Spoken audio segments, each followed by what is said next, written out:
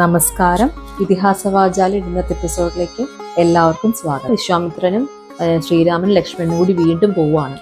പോയി അവർ മിഥില രാജ്യത്ത് എത്തുകയാണ്. മിഥില രാജ്യത്ത് എത്തുമ്പോൾ തന്നെ ജനക മഹാരാജാവും അദ്ദേഹത്തിന്റെ രാജഗുരുവായ സദാനന്ദനും എത്തുകയാണ്. അപ്പോൾ വിശ്വാമിത്രന്റെ കഥ പറഞ്ഞു കൊടുക്കുകയാണ് സദാനന്ദൻ.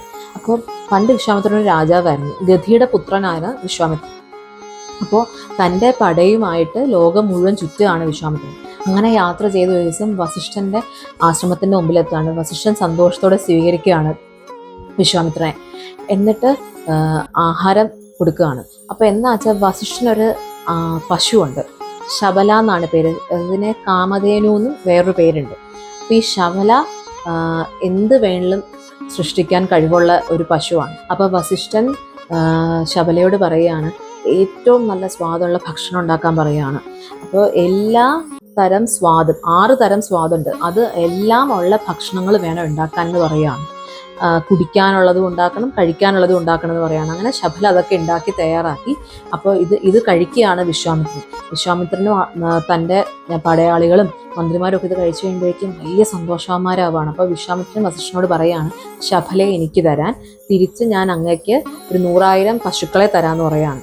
അപ്പോൾ അദ്ദേഹം പറയും പറ്റില്ല, എനിക്ക് ശബലയെ വിട്ടുപിരിയാൻ പറ്റില്ല. അപ്പോൾ പലതും തരാം, സ്വർണ്ണ നാണയങ്ങൾ തരാം, വെള്ളി നാണയങ്ങൾ തരാം, രഥം തരാം, കുതിരകളെ തരാം എന്നൊക്കെ പറഞ്ഞ് ഇങ്ങനെ ഓരോന്ന് പറയാണ്. അപ്പോൾ വിശ്വാമിത്രൻ ഇങ്ങനെയൊക്കെ പറയുമ്പോൾ വസിഷ്ഠൻ പറയില്ല, പറ്റില്ല. അവസാനം വിശ്വാമിത്രന് ദേഷ്യം വരും. കാരണം വിശ്വാമിത്രൻ ഇത്രയൊക്കെ പലരും വസിഷ്ഠൻ കൊടുക്കുന്നില്ലല്ലോ. അപ്പോൾ വിശ്വാമിത്രൻ ഒരു യുദ്ധത്തിന് തയ്യാറാവുന്ന പോലെ ആവുകയാണ്. കാമധേനുവിനെ, അതായത് ശബലയെ പിടിച്ചു വലിച്ചു കൊണ്ടുപോകാൻ നോക്കുകയാണ്. ശബല പറയാണ് അങ്ങനെ വിട്ടുകൊടുക്കുകയാണോ എന്ന് ചോദിക്കുക വസിഷ്ഠൻ്റെ അടുത്ത്. അപ്പോൾ ഒട്ടുമല്ല, ഒരിക്കലും നിന്നെ വിട്ടുകൊടുക്കില്ല എന്ന് പറയാണ്. അപ്പോൾ ഈ ദേഷ്യം വന്ന് ശബല ഒരു ശബ്ദം ഉണ്ടാക്കുമ്പോൾ എന്താ പറ്റുന്നത് വെച്ചാൽ വിശ്വാമിത്രൻ്റെ പടയാളികൾ മുഴുവൻ മരിച്ചു വീഴുകയാണ്. അപ്പം അത്രയ്ക്ക് ശക്തിയാണ് ശബലയ്ക്കുള്ളത്. എന്നിട്ട് വിശ്വാമിത്രൻ്റെ മക്കൾ വരികയാണ് വസിഷ്ഠനോട് യുദ്ധം ചെയ്യാൻ. വസിഷ്ഠനൊരു അലർച്ച അലറുമ്പോഴേക്കും ഈ മക്കളെല്ലാം ഭസ്മാവുകയാണ്. ഒരു ആൺകുട്ടി മാത്രം ബാക്കി നിൽക്കും. അപ്പോൾ വിശ്വാമിത്രന് വലിയ നാണക്കേടാവും. കാരണം ഒരു രീതിയിലും വസിഷ്ഠനെ തോൽപ്പിക്കാൻ പറ്റുന്നുള്ളത് മനസ്സിലാവുകയാണ്. ശാരീരിക ബലത്തിനേക്കാളും മനോബലമാണ് ഏറ്റവും വലുതെന്നുള്ള വിശ്വാമിത്രൻ മനസ്സിലാവുകയാണ്. എന്നിട്ട് വിശ്വാമിത്രൻ മകനോട് പറയാണ് നീ പോയി രാജ്യം ഭരിച്ചോ, ഞാൻ തപസ് ചെയ്യാൻ പോവുകയാണെന്ന് പറഞ്ഞ് പോവാം. അങ്ങനെ പോയി തപസ് ചെയ്യാണ്. വർഷങ്ങളോളം തപസ് ചെയ്ത് പരമശിവനെ മനസ്സിൽ വെച്ച തപസ് ചെയ്യുന്നത്. പരമശിവൻ പ്രത്യക്ഷപ്പെട്ട് പറയാണ് എനിക്ക് അങ്ങയുടെ നിന്ന് അസ്ത്രശസ്ത്ര വിദ്യകൾ തരണം എന്ന് പറയാണ്. അങ്ങനെ ഭഗവാൻ അനുഗ്രഹിച്ചു വിടുകയാണ്. ഇവിടെ എത്തി തിരിച്ച് വന്ന് വസിഷ്ഠനായിട്ട് യുദ്ധം ചെയ്യുകയാണ് വിശ്വാമിത്രൻ. അപ്പോൾ വസിഷ്ഠൻ തൻ്റെ ബ്രഹ്മബലം കൊണ്ട് വിശ്വാമിത്രനെ തോൽപ്പിക്കുകയാണ്. ഈ ശസ്ത്ര വിദ്യകളൊന്നും വസിഷ്ഠന് മുമ്പിൽ ഒന്നുമല്ല. എന്നിട്ട് വിഷമിച്ച് തിരിച്ച് വീണ്ടും പോയി 1000 വർഷം തപസ് ചെയ്യാണ് വിശ്വാമിത്രൻ. അപ്പോൾ ബ്രഹ്മാവ് പ്രത്യക്ഷപ്പെട്ട് ബ്രഹ്മാവ് വിളിക്കുകയാണ്, രാജർഷി എന്നുള്ള പേര് കൊടുക്കുകയാണ്. അപ്പോൾ വിശ്വാമിത്രൻ രാജർഷി അല്ല ആവേണ്ടത്, ബ്രഹ്മർഷിയാണ് ആവേണ്ടത്. അപ്പോൾ വീണ്ടും തപസ് ചെയ്യാണ്. വീണ്ടും തപസ് അങ്ങനെ ചെയ്തുകൊണ്ടിരിക്കുകയാണ്.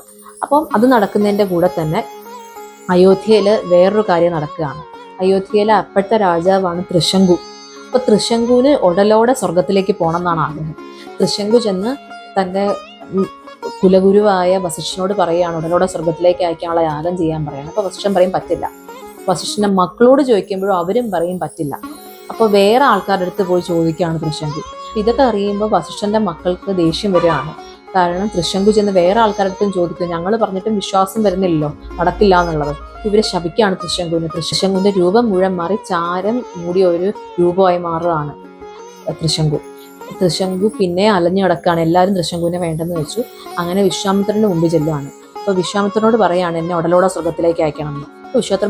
അപ്പോൾ വിശ്വാമിത്രൻ പറയും ശരി ആവട്ടെ, ഞാൻ ചെയ്യാം എന്ന് പറയാണ്. എന്നിട്ട് അങ്ങനെ ഒരു യാഗം തുടങ്ങുകയാണ്. എല്ലാവരെയും വിളിച്ചു വരുത്തും. വസിഷ്ഠനും മക്കളും വരില്ല. അപ്പോൾ യാഗം കഴിഞ്ഞ് ഏറ്റവും അവസാനം ദേവന്മാർ വരണം എന്നാണ്.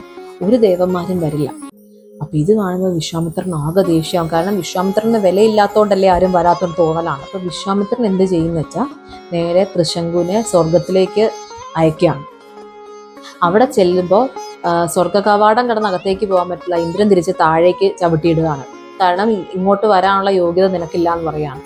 അപ്പോൾ താഴെ എത്തി വീഴാൻ വിശ്വാമിത്രൻ സമ്മതിക്കില്ല. അതിനു മുമ്പേ വിശ്വാമിത്രൻ ഇദ്ദേഹത്തെ രക്ഷിക്കുകയാണ്. രക്ഷിച്ചിട്ട് ദേഷ്യം വന്നിട്ട് പറയുകയാണ്, ആഹാ ഇത്രയ്ക്ക് അഹങ്കാരമോ, അപ്പം ഞാൻ വേറൊരു സ്വർഗം ഉണ്ടാക്കും, അതായത് ഇന്ദ്രനില്ലാത്തൊരു സ്വർഗം ഉണ്ടാക്കും, എന്നിട്ട് അവിടെ താമസിപ്പിക്കും ഞാൻ തൃശങ്കുവിനെ എന്ന് പറയുകയാണ്. അപ്പോൾ അങ്ങനെ ചെയ്യാൻ തുടങ്ങുമ്പോഴേക്കും ദേവന്മാരെല്ലാം എത്തി വിശ്വാമിത്രനോട് ക്ഷമ ചോദിക്കുകയാണ്. ക്ഷമ വെച്ചിട്ട് പറയുകയാണ്, തൃശങ്കുവിനെ തലകീഴായി തൂക്കി ഒരു നക്ഷത്രമാക്കി മാറ്റാമെന്ന് പറയുകയാണ് സ്വർഗത്തിൽ. അങ്ങനെ വിശ്വാമിത്രൻ പറയുന്ന അത് മതി. അങ്ങനെ തൃശങ്കുവിനെ നക്ഷത്രമാക്കി മാറ്റാണ്. പിന്നെയും വിശ്വാമിത്രൻ തപസ് ചെയ്യാണ്, വർഷങ്ങളോളം തപസ് ചെയ്യാണ്. അപ്പം അങ്ങനെ കുറേ വർഷങ്ങൾ കഴിഞ്ഞു. അയോധ്യയിൽ അടുത്ത രാജാവ് അംബരീഷൻ എന്ന് പറഞ്ഞ രാജാവ് അശ്വമേധയാഗം നടത്തുകയാണ്. അപ്പം അശ്വമേധയാഗത്തിൻ്റെ ഇടയ്ക്ക് കുതിരയെ കാണാണ്ടാവുകയാണ്. അപ്പം എന്ത് ചെയ്തിട്ടും ലോകം മുഴുവൻ തപ്പിയിട്ടും ഈ കുതിരയെ കിട്ടുന്നില്ല. അപ്പോൾ അതിനപ്പോൾ എന്ന അവസാനം ഒരു മനുഷ്യനെ ബലി കൊടുക്കേണ്ടി വരും എന്നുള്ളത് തീരുമാനിക്കുകയാണ് അവർ. കാരണം അശ്വമേധയാഗം മുടങ്ങിക്കഴിഞ്ഞാൽ നാടിനും ലോകത്തിനും ചീത്തയാണ്. അപ്പോൾ കുതിരയല്ലെങ്കിൽ മനുഷ്യൻ ആണ് വേണ്ടത്. അപ്പോൾ അവർ തപ്പി പോവാണ്.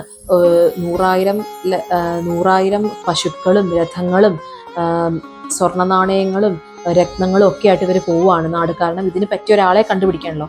അങ്ങനെ ചെന്ന് ഇവര് ഋചിക മഹർഷിയുടെ ആശ്രമത്തിൻ്റെ അടുത്താണ്. ഋചിക മഹർഷിയും സത്യവതി. ഈ സത്യവതി എന്ന് പറയുന്ന വിശ്വാമിത്രന്റെ സഹോദരിയാണ്. ഋചിക മഹർഷിക്ക് 3 മക്കളുണ്ട്. അപ്പം അതിലാരെങ്കിലും ഒരാളെ ബലിക്ക് തരണം എന്ന് പറയുകയാണ് അംബരീഷൻ ഋചിക മഹർഷിയോട്. അപ്പോൾ ഋചിക മഹർഷി പറയും, എൻ്റെ മൂത്ത പുത്രനെ എനിക്ക് ഏറ്റവും ഇഷ്ടം, എനിക്ക് അവനെ തരാൻ പറ്റില്ല എന്ന് പറയും. ഇളയ പുത്രനാണ് എനിക്ക് ഏറ്റവും ഇഷ്ടം, ഇളയ പുത്രനെ തരാൻ പറ്റില്ലെന്ന് സത്യവതിയും പറയും. അപ്പോൾ നടുക്കത്തെ പുത്രനെ മാത്രം ആർക്കും വേണ്ട, ശുനശേഖൻ എന്നാണ് പേര്, ഞാൻ വരാം, എൻ്റെ ഏട്ടനും അനിയനും വേണ്ട, ഞാൻ വരാം ഈ ബലിക്കെന്ന് പറയുകയാണ്. അപ്പോൾ കരഞ്ഞോണ്ടാണത് പോകുന്നത്. കാരണം അച്ഛനും അമ്മയ്ക്കും അതിനെ വേണ്ടാന്നുള്ളത് മനസ്സിലാവുകയാണ്. അങ്ങനെ ഇവർ പോവുകയാണ്. പോയി കുറേ ദൂരം എത്തുമ്പോൾ ഇവർ വിശ്വാമിത്രൻ തപസ് ചെയ്യുന്നിടത്ത് എത്തുകയാണ്. വിശ്വാമിത്രനും തൻ്റെ മക്കളും ഉണ്ട് അവിടെ. അപ്പോൾ വിശ്വാമിത്രൻ ചോദിക്കുകയാണ്, എന്താ എങ്ങോട്ടാണെന്ന് ചോദിക്കുമ്പോൾ പറയുകയാണ്, ഇത് അശ്വമേധയാഗമാണ്, കുതിരയെ കാണാണ്ടായി, അപ്പോൾ ഞങ്ങൾ ഇത് മനുഷ്യബലി നടത്താൻ പോവാണെന്ന് പറയാം. വിശ്വാമിത്രന്റെ അനന്തരവനാണ് ശുനശേഖൻ. ശുനശേഖൻ വേഗം ഓടിച്ചെന്ന് വിശ്വാമിത്രനെ കെട്ടിപ്പിടിക്കുകയാണ്. വിളിച്ചിട്ട് പറയുകയാണ്, അമ്മാവൻ എന്നെ രക്ഷിക്കണം, എനിക്ക് ഈ മനുഷ്യബലിക്ക് താല്പര്യമില്ല, എന്നെ രക്ഷിക്കണം എന്ന് പറയുകയാണ്. അപ്പോൾ വിശ്വാമിത്രൻ അംബരീഷനോട് പറയും, കൊണ്ടുപോകാൻ പറ്റില്ല, ഇത് എൻ്റെ അനന്തരവനാണ്, ഇവിടുന്ന് കൊണ്ടുപോകാൻ പറ്റില്ലെന്ന് പറയാണ് ഇവനെ.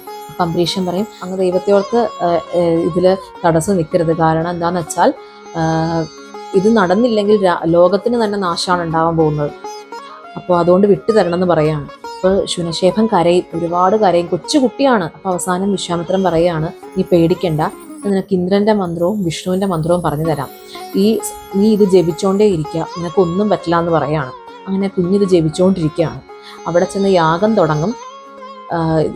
കുറച്ച് കഴിഞ്ഞ് ബലിയുടെ സമയമാകുമ്പോഴേക്കും ഇന്ദ്രദേവൻ പ്രത്യക്ഷപ്പെട്ടിട്ട് അനുഗ്രഹിക്കുകയാണ് ഈ കുഞ്ഞിനെ.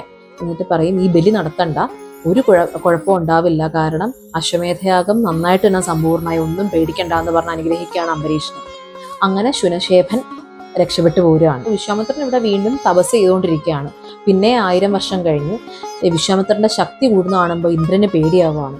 ഇന്ദ്രൻ വേഗം മേനകയെ അയക്കും തപസ്സളക്കാൻ. അപ്പം മേനക ഒരു നദിയിൽ കുളിക്കുന്ന കാണുമ്പോൾ വിശ്വാമിത്രന്റെ മനസ്സിളകും. അങ്ങനെ 10 വർഷം മേനകയുടെ കൂടെ ജീവിക്കുകയാണ് വിശ്വാമിത്രൻ. അപ്പോൾ ആ 10 വർഷം കഴിയുമ്പോഴാണ് വിശ്വാമിത്രൻ മനസ്സിലാവുന്നത് ഇത് വിശ്വാമിത്രന്റെ ശക്തി കളയാൻ വേണ്ടിയിട്ട് ദേവന്മാർ ചെയ്ത പണിയാണെന്നുള്ളത്. അപ്പോൾ ദേഷ്യം വന്ന് അവിടുന്ന് പോയി ഹിമാലയത്തിൽ പോയി തപസ്സിരിക്കുകയാണ്. അവിടെ 1000 വർഷം തപസ്സിരിക്കുകയാണ്. തപസ്സിരുന്ന് കുറച്ച് നാൾ കഴിയുമ്പോൾ ഇന്ദ്രന് മനസ്സിലാവുകയാണ്, ഒരു രീതിയിലും വിശ്വാമിത്രനെ ശക്തി കുറയ്ക്കാൻ പറ്റുന്നില്ല. അപ്പോൾ വേഗം രംഭയെ വിടുകയാണ്. രംഭ ചെല്ലുമ്പോൾ തന്നെ വിശ്വാമിത്രന് മനസ്സിലാവും ദേവന്മാരുടെ ആളാന്നുള്ളത്. വിശ്വാമിത്രൻ ശപിച്ച് രംഭയെ കല്ലാക്കി മാറ്റുകയാണ്. ഇത് ചെയ്ത് കഴിയുമ്പോൾ വിശ്വാമിത്രൻ ആകെ അബദ്ധാവും. കാരണം തനിക്ക് വീണ്ടും തൻ്റെ ദേഷ്യത്തിനെ നിയന്ത്രിക്കാൻ പറ്റില്ല എന്നുള്ള മനസ്സിലാവുകയാണ്. അപ്പോൾ വീണ്ടും തപസ് ചെയ്യാണ്. 1000 വർഷം കഴിഞ്ഞ് ദേവന്മാരെല്ലാവരും ചെന്ന് ബ്രഹ്മദേവന്റെ കാലിൽ വീഴുകയാണ്. അങ്ങ് ഇനിയെങ്കിലും എന്താ വേണ്ടതെന്ന് വെച്ചാൽ വിശ്വാമിത്രന് കൊടുക്കണം, കാരണം വിശ്വാമിത്രൻ ഇനിയും തപസ് ചെയ്ത ആ ശക്തി കാരണം ലോകം നശിക്കും, അത്രയ്ക്ക് ശക്തിയാണ് അതിൽ നിന്ന് വരുന്നത്, ആ തപസ്സിൽ നിന്ന് വരുന്നത്. ബ്രഹ്മദേവൻ പ്രത്യക്ഷപ്പെട്ടിട്ട് ബ്രഹ്മർഷി എന്ന് വിളിക്കുകയാണ് വിശ്വാമിത്രനെ. അപ്പോൾ വിശ്വാമിത്രൻ പറയും, എനിക്ക് വസിഷ്ഠൻ എന്നെ ബ്രഹ്മർഷി എന്ന് വിളിക്കണം എന്ന് പറയാണ്. അങ്ങനെ പെട്ടെന്ന് വസിഷ്ഠനും പ്രത്യക്ഷപ്പെട്ട് പറയാണ്, അങ്ങ് ബ്രഹ്മർഷിയാണ്, അതൊരു സംശയവും വേണ്ട എന്ന് പറയാണ്. അങ്ങനെയാണ് വിശ്വാമിത്രൻ ബ്രഹ്മർഷി വിശ്വാമിത്രനായി മാറിയത്. ഇന്നത്തെ എപ്പിസോഡ് ഇവിടെ കഴിഞ്ഞു. ഇനി അടുത്ത എപ്പിസോഡിൽ കാണാം. അതുവരെ നമസ്കാരം.